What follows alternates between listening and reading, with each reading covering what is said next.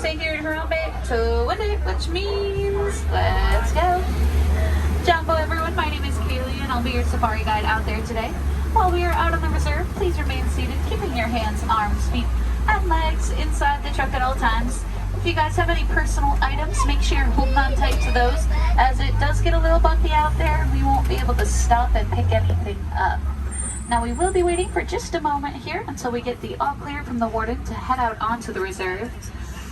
There we go, looks like we just got that all clear. So first we will be heading into the Little Ituri Forest. Animals here tend to stay camouflaged into their surroundings, so we'll have to keep a close eye out and see what we can find.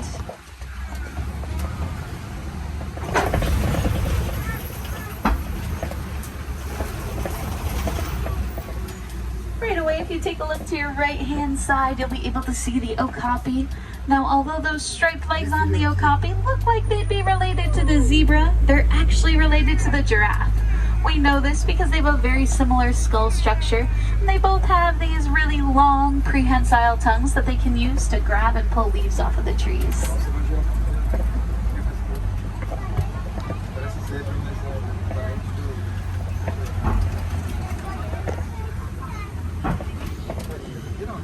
Now just around this corner on your left hand side, you have to keep a close eye out for the black rhino.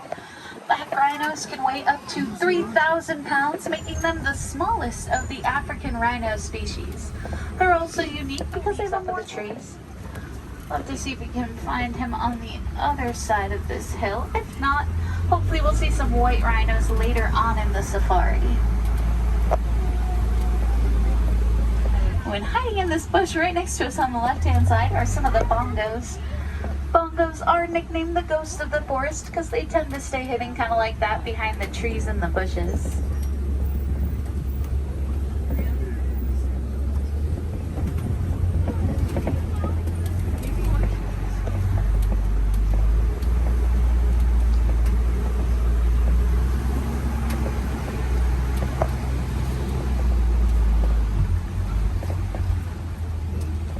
Now, kind of hiding back here on your left-hand side are a couple of the saddle-billed storks.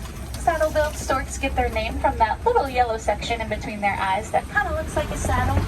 We can tell males and females apart based on the color of their eyes. So females will have bright yellow eyes, whereas males have much darker colored eyes.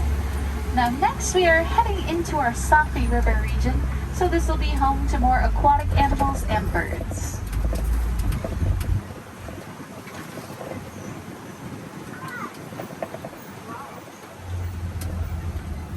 Now, hiding in that back right corner are a couple of the Nile hippos.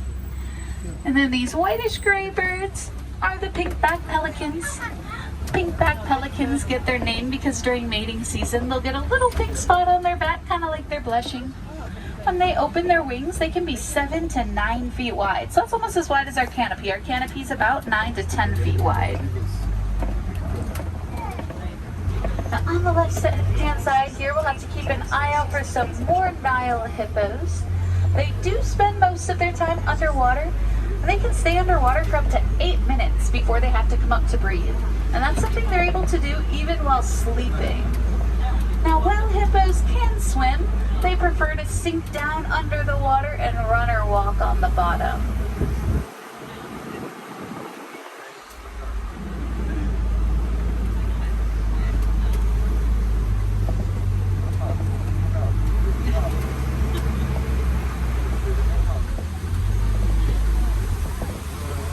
Just past this rock wall on your left-hand side, you'll be able to see the Nile crocodiles. Sometimes those crocodiles hang out over there with their mouths wide open, and that's how they cool down. It's kind of like how our dogs at home pant. Crocodiles also have really strong jaws that can crush their bone, but the females will be really gentle sometimes too, and they'll roll their eggs around in their mouth to help them hatch.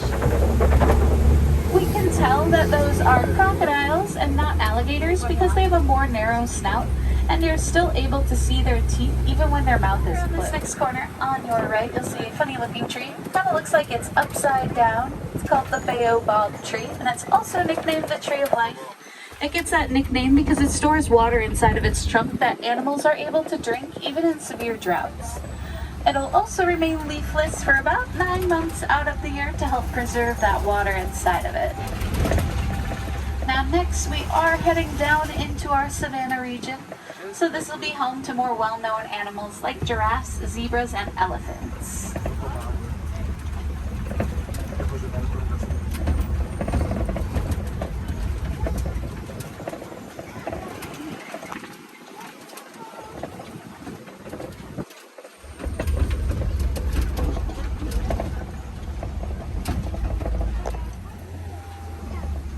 And then on the left-hand side right here is the spotted hyena. Spotted hyenas are really unique because the females will rank higher than the males. So the lowest ranking female will still rank higher than the highest ranking male. Here, I might be able to get a better look right here. There we go.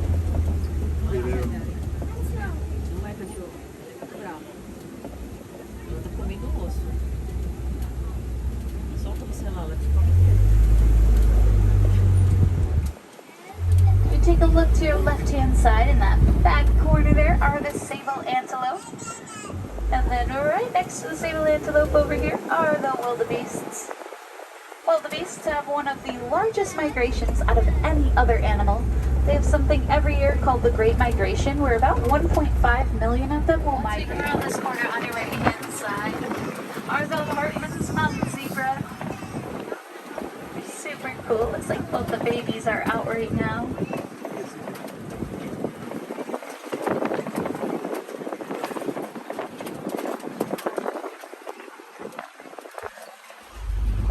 Hartman's mountain zebra normally live at higher altitudes, so they have much larger hearts to help them pump blood better and get more oxygen.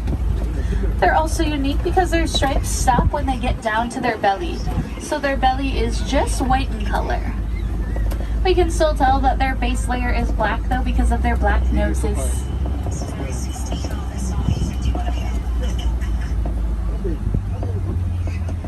And right next to them are some more wildebeests.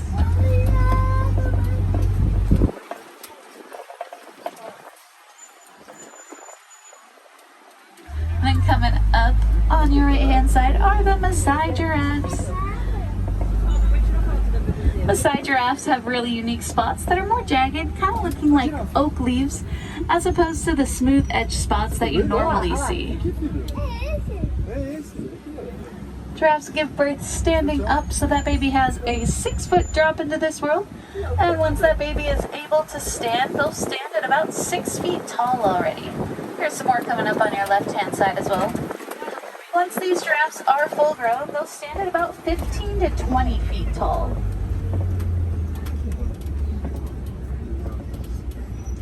Giraffes also sleep standing up, and they only need to sleep for 30 minutes a day. They spend Now on your right hand side, the animal with the large horns is the Ankole cattle.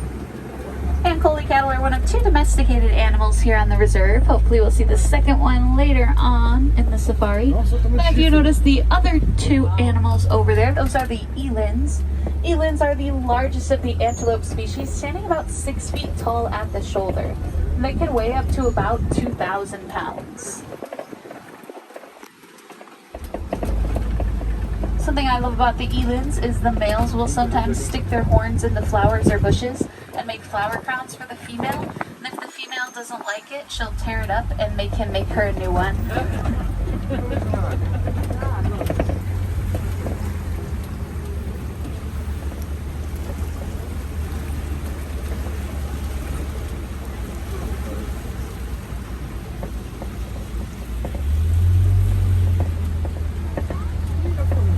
And on the left-hand side are the greater flamingos. Greater flamingos get their pink color from the keratin found in the brine shrimp that they eat.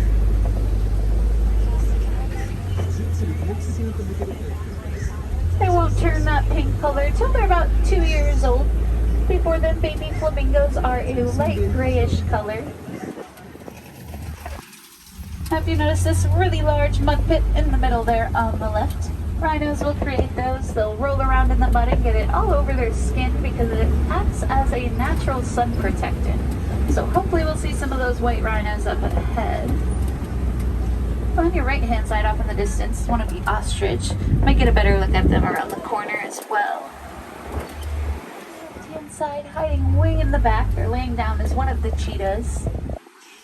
You can just see them. Cheetahs can run up to 60 miles per hour in just 3 seconds. They also have black spots underneath their eyes to help them see better during the day, because that's when they do most of their hunting.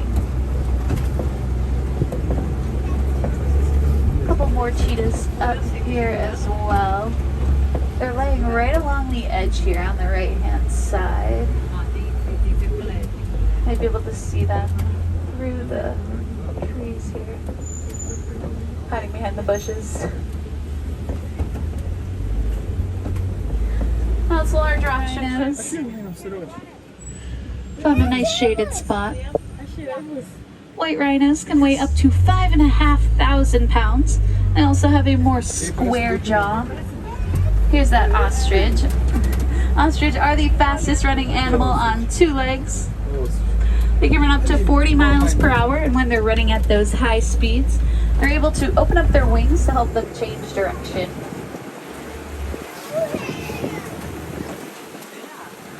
Does look like the lions must have found a cooler spot to take a nap. They do sleep in, so will stay this really small size for their entire lives. The ones you're about to see on your left-hand side are full-grown. Make some really good pets for farmers. They don't take up too much space, and their milk is also really rich in nutrients. These Nigerian dwarf goats are the second domesticated animal here on the reserve, along with those Ankole cattle that we saw earlier in the safari.